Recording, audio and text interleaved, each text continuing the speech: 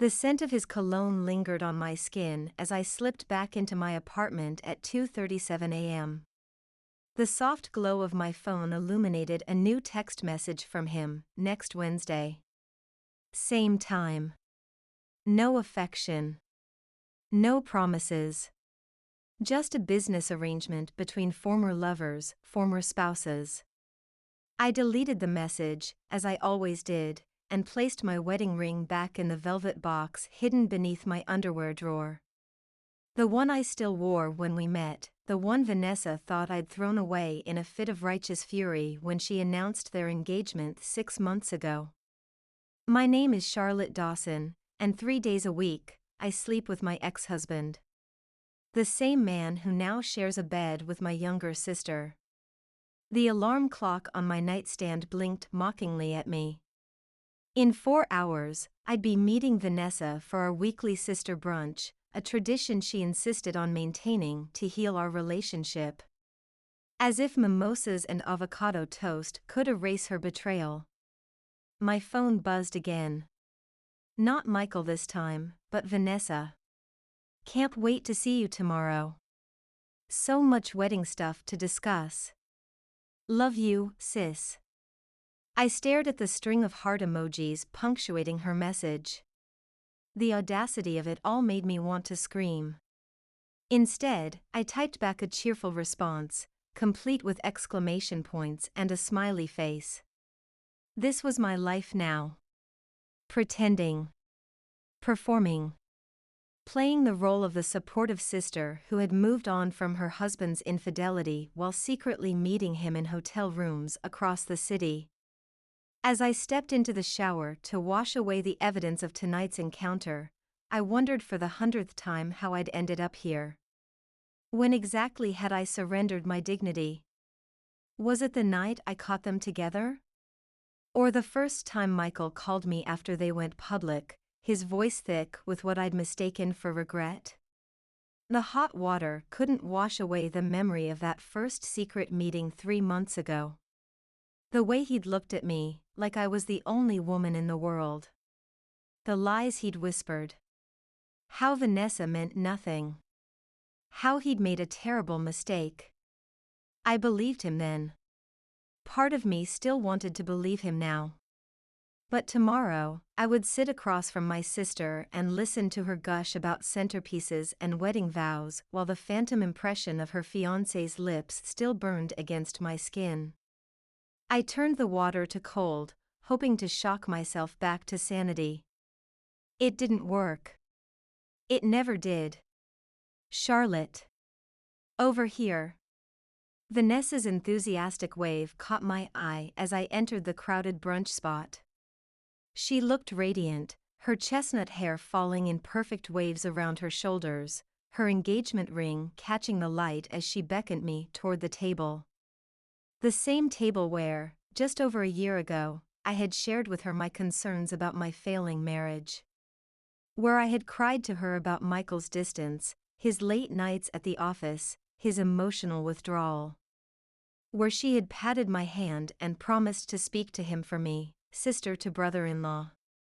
I forced a smile, navigating through the maze of tables.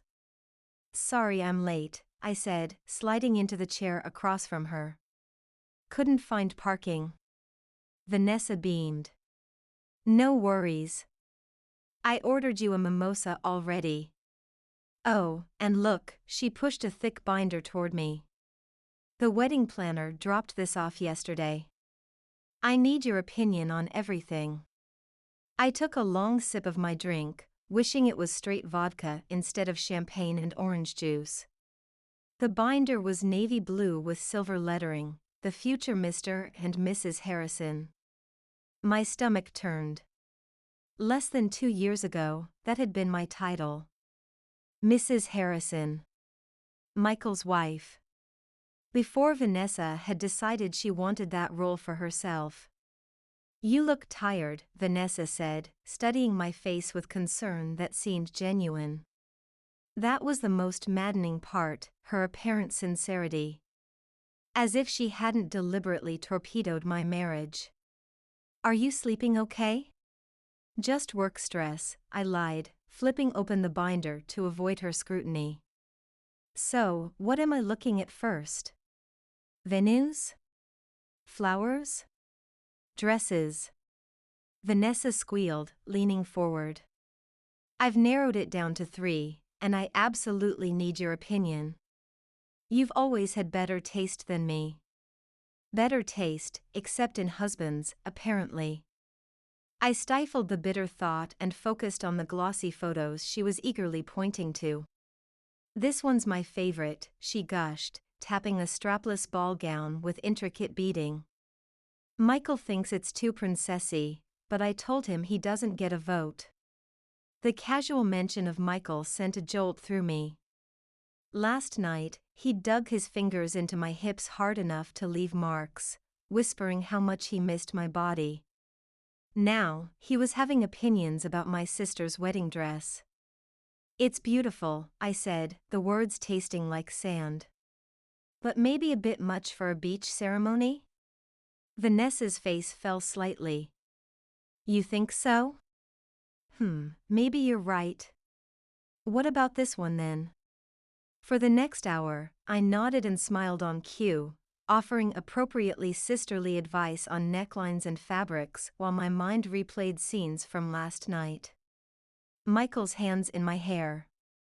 His lips on my neck. The way he'd looked at me when he said he still loved me. Oh, I forgot to tell you. Vanessa interrupted my thoughts, reaching across the table to grab my hand. We moved the date up. 6 weeks from now instead of 6 months. My mimosa glass froze halfway to my lips. What? Why the rush? A blush crept up her cheeks. Well, I wasn't going to tell anyone yet, but I can't keep anything from you. She lowered her voice conspiratorially. I'm late.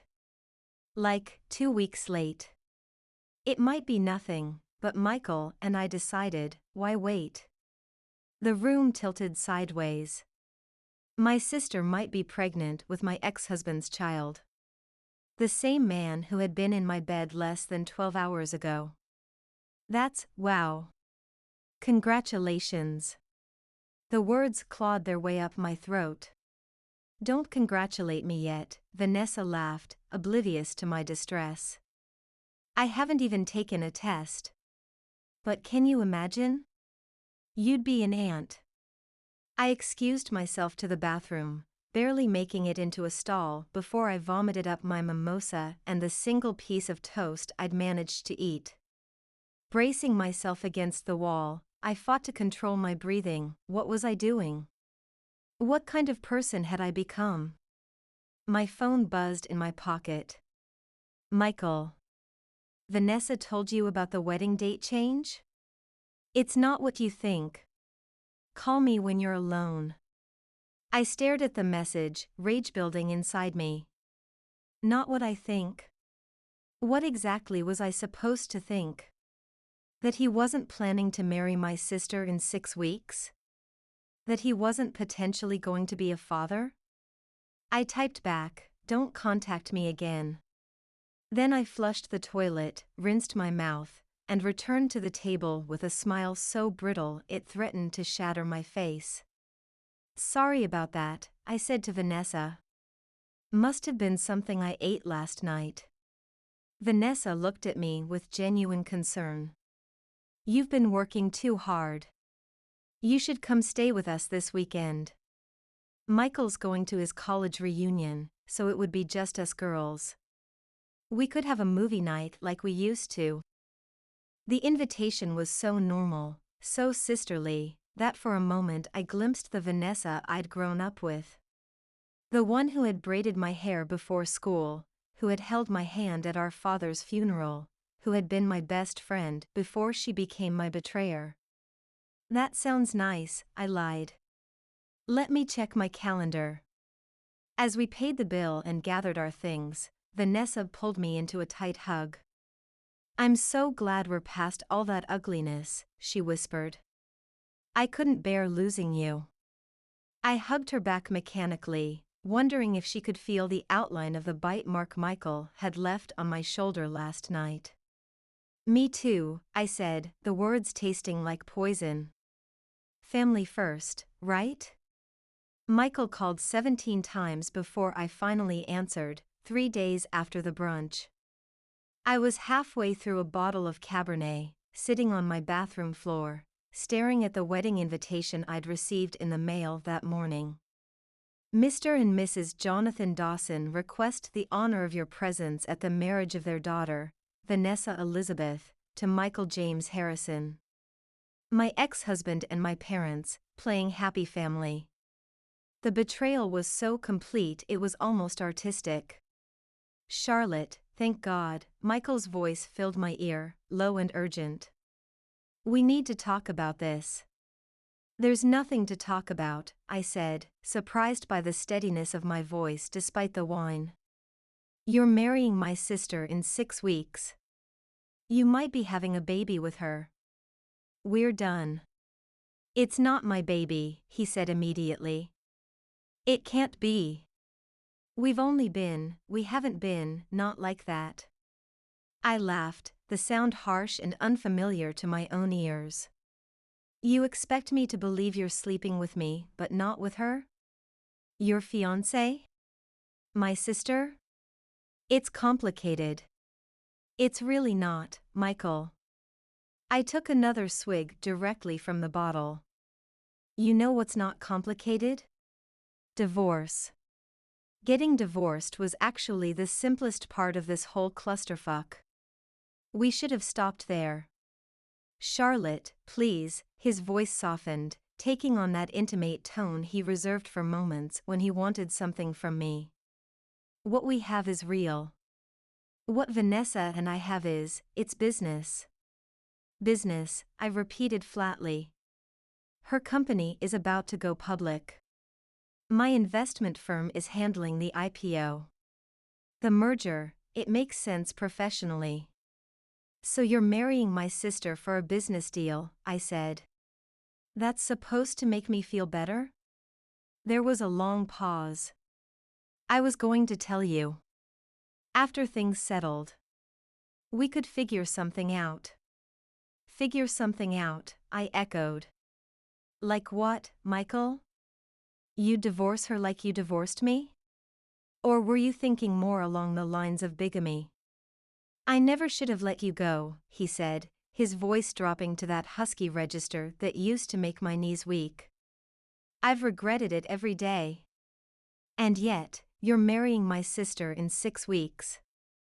I don't love her, he insisted. I love you. I've only ever loved you. The sad thing was, part of me still wanted to believe him. The pathetic, broken part that had allowed this affair to continue for months. The part that still wore her wedding ring when no one was watching. If that were true, I said slowly, you would have cancelled the wedding the first time we slept together after our divorce. It's not that simple. Yes, it is. It's exactly that simple, I cut him off. This ends now. You're marrying my sister. You might be having a child with her. And I'm done being the other woman. Charlotte. I hung up, then threw my phone across the bathroom where it clattered against the tile. The movement caused me to knock over the wine bottle, spilling deep red liquid across the white floor. It looked like blood, spreading in an accusing stain. An apt metaphor for what I'd done to my relationship with my sister. With myself. I laid down on the cool tile, watching the red pool expand, thinking about the women we'd become. Vanessa, the successful CEO who had stolen her sister's husband. Me, the jilted ex-wife who slept with her sister's fiancé. We were both monsters now. I called in sick to work the next day, unable to face the world with my shame still so raw. Around noon, my doorbell rang. I ignored it, burrowing deeper under my blankets, but it persisted, followed by insistent knocking. Charlotte, I know you're in there. Vanessa's voice. Your car is in the driveway.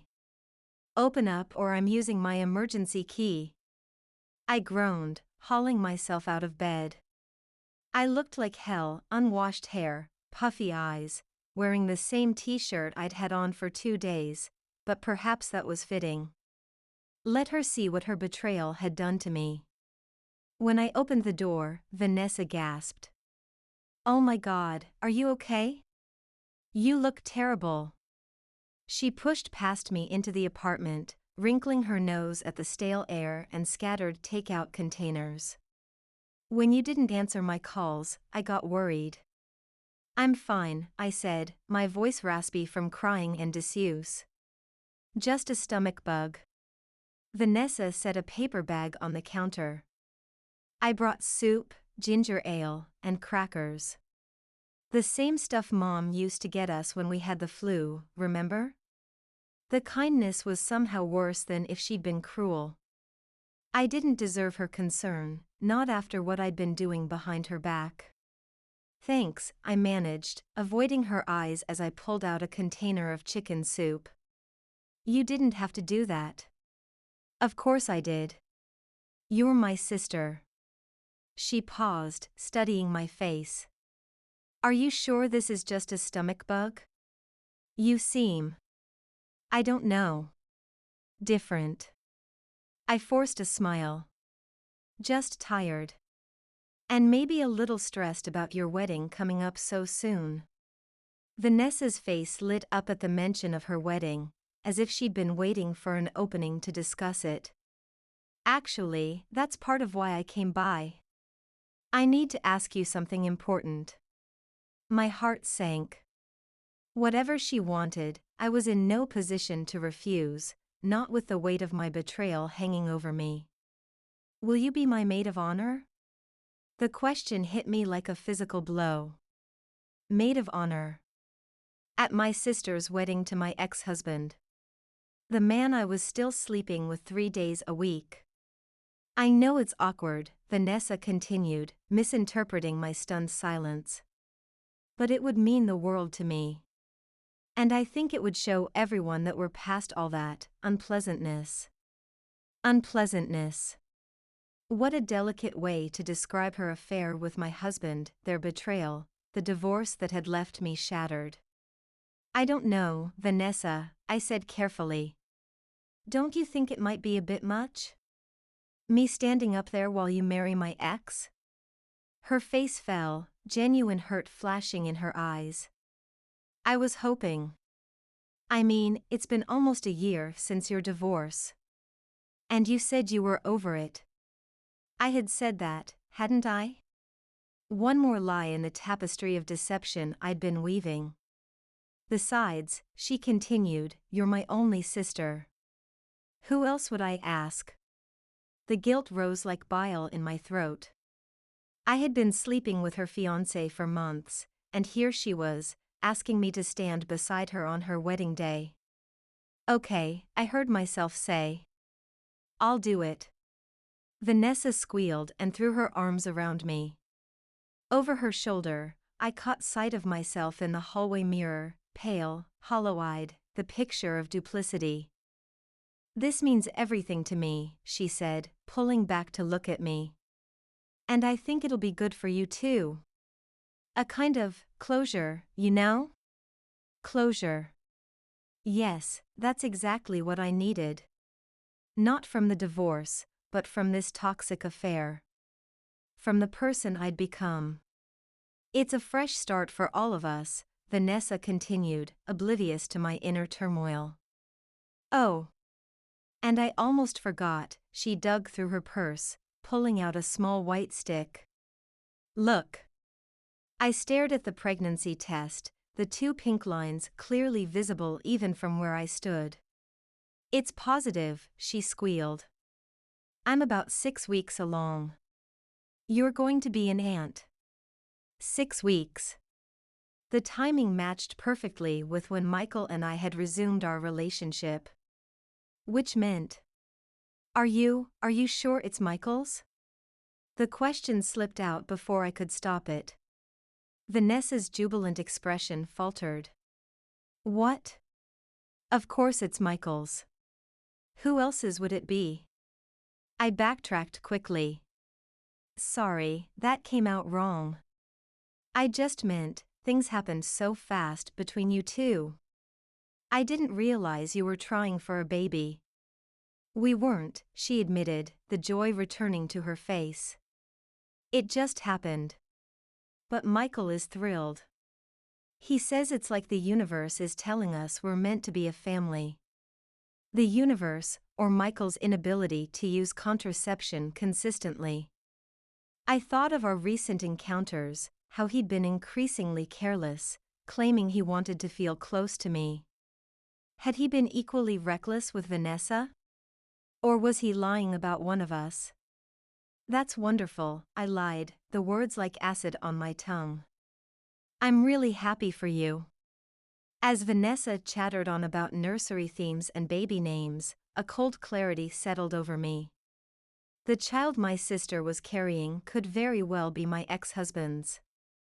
But there was also a chance, a terrible, shameful chance, that the timing wasn't quite what she thought.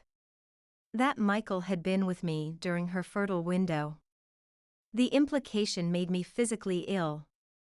Vanessa, I interrupted her mid-sentence.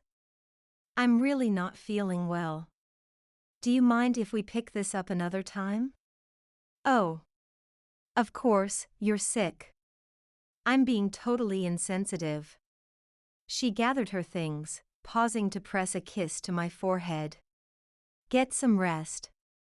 And don't worry about maid of honor duties yet, just focus on getting better. After she left, I sank to the kitchen floor, my legs unable to support me any longer. The evidence was inescapable. Michael had been sleeping with both of us. Had likely impregnated my sister while swearing his eternal love to me. I pulled out my phone and sent him a single text. It's over. For real this time. If you contact me again, I'm telling Vanessa everything. His response was immediate. Don't do anything rash. I'm coming over. No, you're not, I typed back. I'm changing my locks. Stay away from me. I blocked his number, then threw my phone aside. For the first time in months, I felt something other than despair or self-loathing. I felt rage. True to my word, I had the locks changed that afternoon. I also deleted all of Michael's messages, blocked his email, and removed every trace of him from my apartment. The wedding ring went into a small box which I addressed to my sister with a simple note, "This belongs to you now." I didn't mail it. Not yet.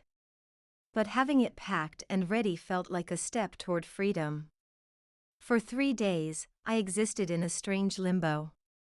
I went to work, I came home, I even managed to eat regular meals. What I didn't do was answer Vanessa's increasingly concerned texts or acknowledge the bouquets of apology flowers that mysteriously appeared at my door, despite Michael's number being blocked. On the 4th day, I arrived home to find Vanessa sitting on my doorstep, her eyes red from crying. "What's going on, Charlotte?" she demanded as I approached. "You're scaring me." I fumbled with my keys, buying time. "Nothing's going on. I've just been busy with work." "Bullshit." She stood, crossing her arms. "You've been avoiding me. And Michael says you won't talk to him either. Did something happen between you two?" The direct question caught me off guard. Did she suspect? Had she found something, some evidence of our affair? Why would anything have happened between me and Michael? I asked carefully. Vanessa threw up her hands. "I don't know. That's why I'm asking. One minute you're agreeing to be my maid of honor, the next you're ghosting me. And Michael's acting weird too. He keeps asking if I've heard from you, if you've said anything." "Said anything? About what, exactly?" Let's go inside, I said, unlocking my door. This isn't a conversation for the hallway. Once in my apartment, Vanessa paced like a caged animal while I poured us both glasses of water, buying myself precious seconds to think. What did I want here? To confess everything and destroy her happiness? To continue the lie and preserve some semblance of our sisterhood? I need to ask you something, I said finally, setting the glasses down on the coffee table. And I need you to tell me the truth. Vanessa stopped pacing, wariness creeping into her expression. Okay. When did you and Michael first get together? The exact date. She blinked, clearly not expecting that question. What? Why does that matter now? It matters to me, I insisted. When, Vanessa? She sank onto the couch, her confusion evident. I don't know the exact date. It was after you two had separated. A few weeks after. We separated because I found out he was cheating, I said, my voice steadier than I'd expected. But I never knew who with. Understanding dawned in her eyes, followed quickly by guilt. Charlotte, it wasn't like that. Then what was it like? I demanded. Did you start sleeping with him before or after we separated? Vanessa's silence was answer enough. How long, Vanessa? How long were you sleeping with my husband behind my back? She stared at her hands, her voice small when she finally spoke. 3 months. Before you found out. The confirmation of what I'd long suspected should have felt vindicating. Instead, it was just another weight added to the mountain of betrayal. Why? I asked, the single word encompassing a universe of hurt. Vanessa looked up, tears streaming down her face. I didn't mean for it to happen. We were working late on the investment deal, and one thing led to another. I never meant to hurt you. But you did. You hurt me in the worst possible way. I took a deep breath. And now I've done the same to you. Her tear-streaked face registered confusion, then alarm. What are you talking about? This was it. The moment of truth. I could back down, make up some excuse, preserve the fragile peace. Or I could confess everything and watch our relationship burn to the ground for a second time. Michael and I have been seeing each other, I said, the words leaving me in a rush. Since about 3 months after the divorce. It started as just, I don't know, closure? But it kept happening. Vanessa's face drained of color. What are you saying? I'm saying I've been sleeping with your fiancé. My ex-husband. Right up until last week, when you told me about the baby. The silence that followed was absolute. Vanessa stared at me as if I'd grown a second head, her expression cycling through disbelief, horror, and finally, a cold fury I'd never seen directed at me before. You're lying, she said flatly. You're making this up to hurt me. I wish I was. I reached for my phone, pulling up photos I should have deleted but hadn't, Michael asleep in my bed, his discarded clothes on my floor, the hotel room keycards I'd collected like trophies of our illicit meetings. I have texts too. And receipts. It's been going on for months, Vanessa. She grabbed the phone from my hands, scrolling through the damning evidence with increasing agitation. When she looked up, her face was a mask of rage and pain. How could you do this to me? She whispered. The same way you did it to me, I replied, surprised by the lack of satisfaction I felt. I told myself I deserved it. That you owed me. So this was revenge? Her voice rose. Sleeping with my fiancé to get back at me? Not at first, I admitted. At first, it was just, he called, and I was lonely, and it felt familiar. But later? Yes, part of me wanted to hurt you the way you hurt me. Vanessa stood so abruptly that I flinched, expecting her to strike me. Instead, she walked to the window, her back rigid, arms wrapped around herself. Did you know I was pregnant when you decided to tell me this? I found out the same day you did, I said. At brunch. That's why I ended things with Michael. She turned, her expression skeptical. You expect me to believe that? That you suddenly developed a conscience when you found out about the baby? I don't expect you to believe anything, I said. But it's the truth. I couldn't do it anymore. Not with a child involved. Vanessa laughed bitterly. How noble of you. She paced again, running her hands through her hair in agitation. You know the worst part? I actually felt guilty. All this time, I was carrying this secret, this awful thing I'd done to you. And you were, she broke off, another realization dawning. The times you canceled on me. The work trips. That was all. Yes, I admitted. I'm sorry. Sorry? She whirled on me. You're sorry? Do you have any idea what you've done? The same thing you did, I said, rising to face her.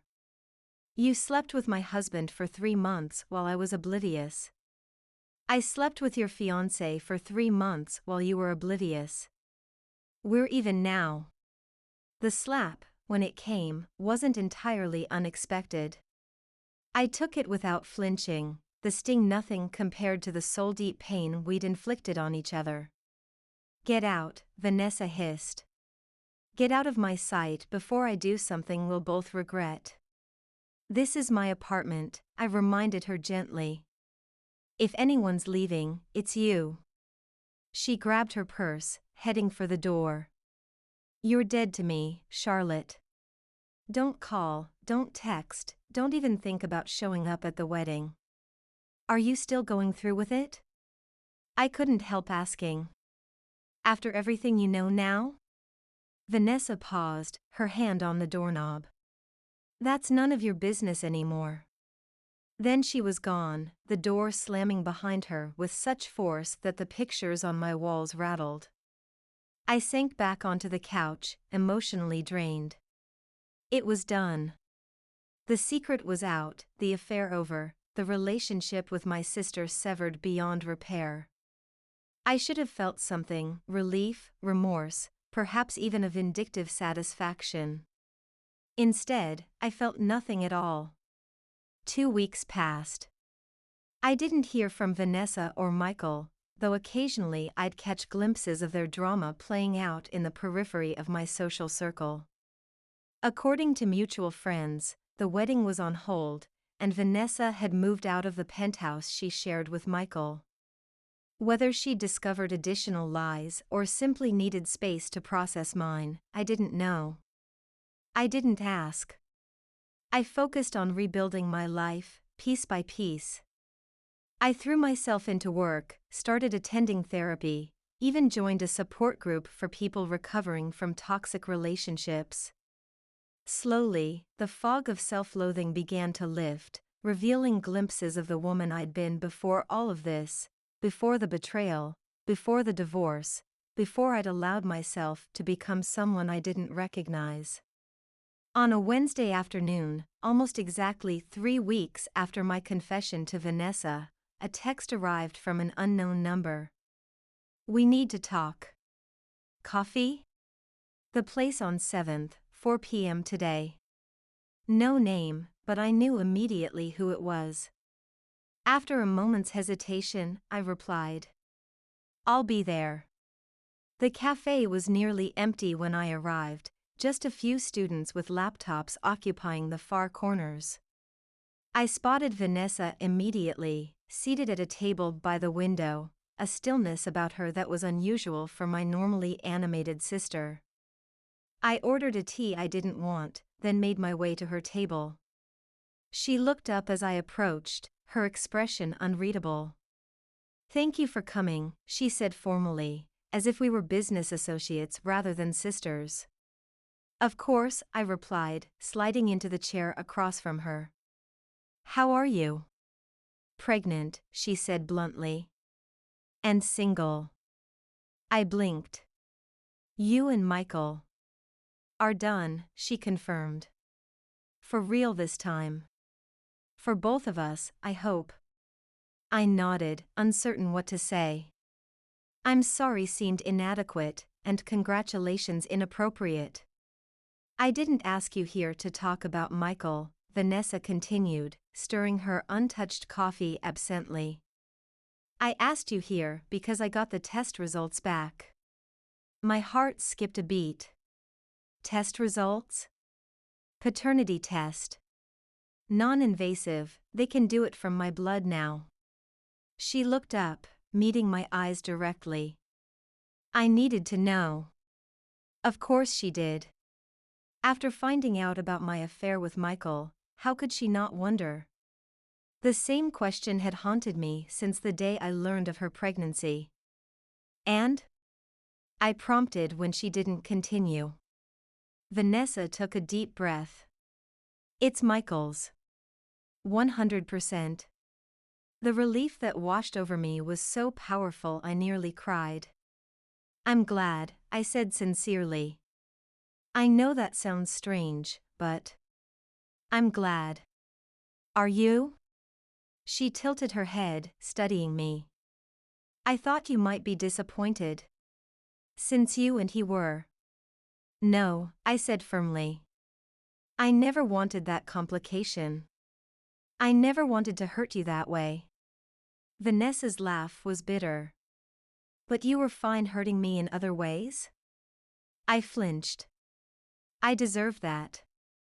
Yes, you did.